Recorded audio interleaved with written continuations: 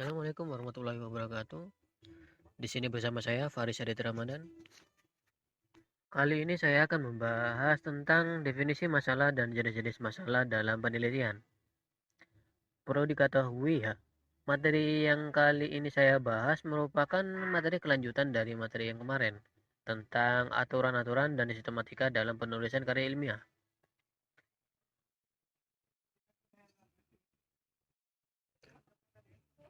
Kita sebagai manusia ya,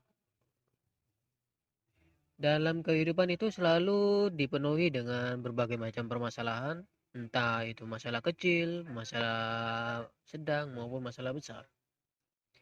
Nah, dari banyaknya masalah itu, kita itu harus dituntun untuk bisa menangani masalah itu, bagaimanapun caranya.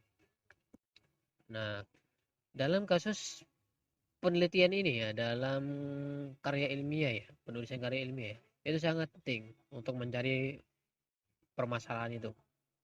Nah, gunanya apa? Yaitu gunanya untuk mendapatkan hasil yang pas, hasil yang sesuai gitu, yang kita cari. Untuk bisa karya ilmiah yang kita buat itu apa ya? Sangat mudah dipahami oleh pembaca.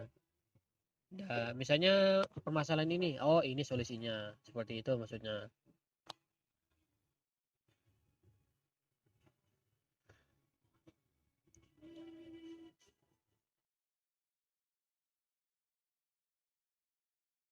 A.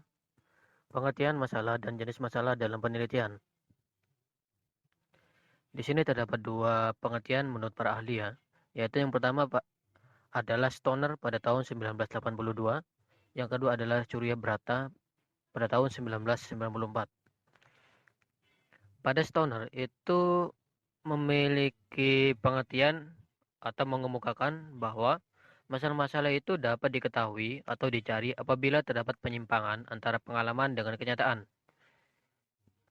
antara apa yang direncanakan dengan kenyataan, adanya pengaduan dan kompetisi.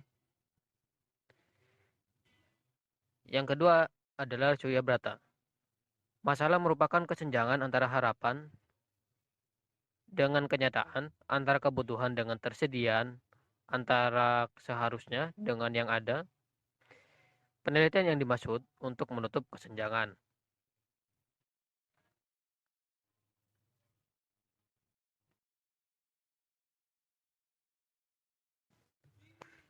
B. Sumber masalah dalam penelitian. Sumber masalah pada penelitian ini memiliki 6 buah ya. 6 buah sumber masalah. Yaitu yang pertama adalah yang namanya observasi. Observasi ini masalah yang dihasilkan dari observasi itu diperoleh dari sebuah pengamatan ya. Dari sebuah pengamatan suatu objek. Nah, objek tersebut itu terkait dari banyaknya kuantitas dan kausalitas.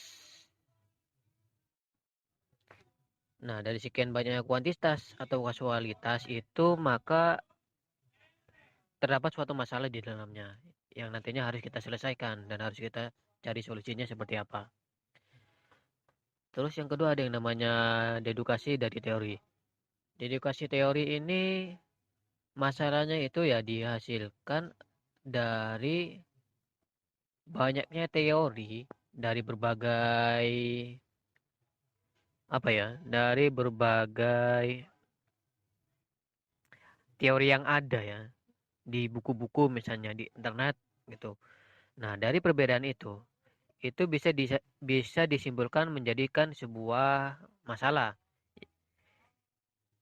yang tentunya nanti kita harus coba untuk mencari solusinya itu seperti apa.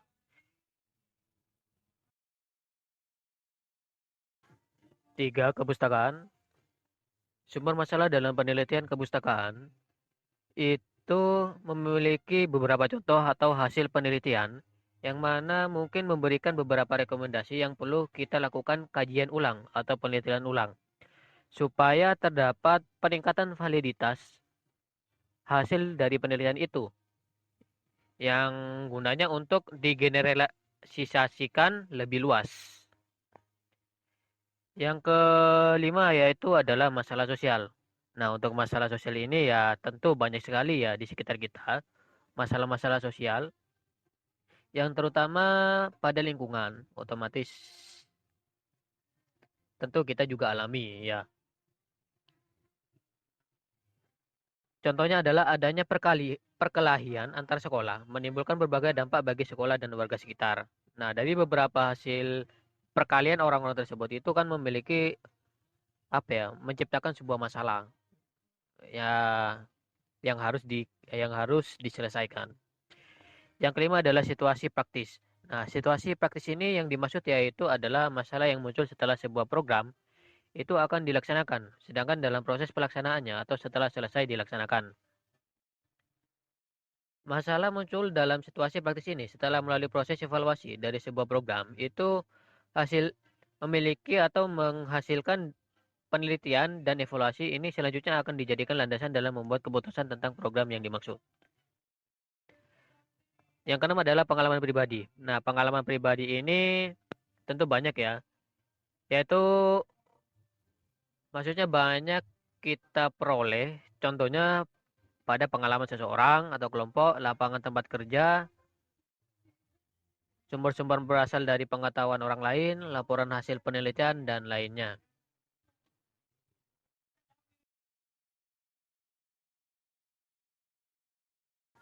C. Jenis-jenis masalah dalam penelitian.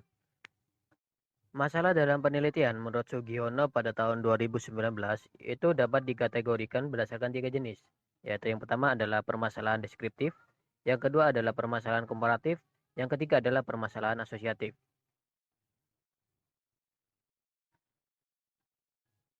Permasalahan deskriptif. Permasalahan deskriptif itu merupakan permasalahan dengan variabel mandiri, baik hanya pada satu variabel atau lebih variabel yang berdiri sendiri. Contohnya adalah seberapa tinggi minat baca dan nama belajar rata-rata per hari murid-murid di sekolah Indonesia. Yang kedua adalah seberapa besar efektivitas model pembelajaran siswa terhadap prestasi belajar siswa. Oke. Yang kedua adalah permasalahan komparatif. Permasalahan komparatif ini merupakan rumusan masalah penelitian yang membandingkan keberadaan satu variabel atau lebih pada dua atau lebih sampel yang berbeda pada waktu yang berbeda. Contohnya adalah untuk permasalahan komparatif ini, adakah perbedaan prestasi belajar antara murid dari sekolah A dan sekolah B? Nah, dari pertanyaan tersebut, variabel penelitian adalah prestasi belajar pada dua sampel sekolah A dan sekolah B. Yang kedua adalah, adakah perbedaan pemahaman terhadap materi listrik antara siswa di sekolah formal dengan siswa homeschooling?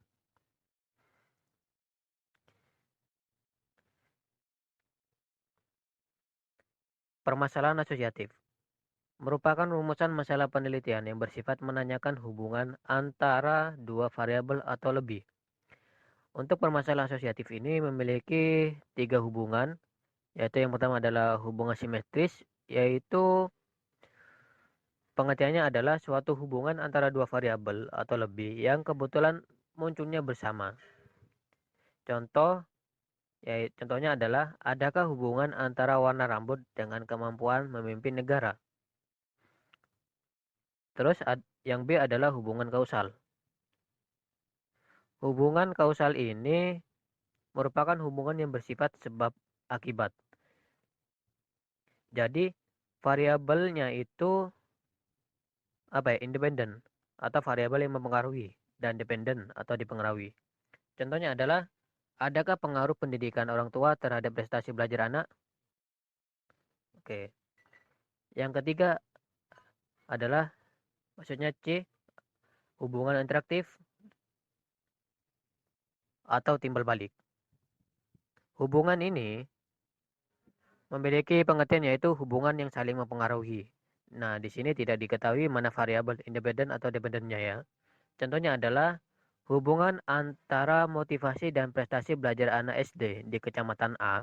Di sini dapat dinyatakan motivasi mempengaruhi prestasi, tetapi juga prestasi dapat mempengaruhi motivasi.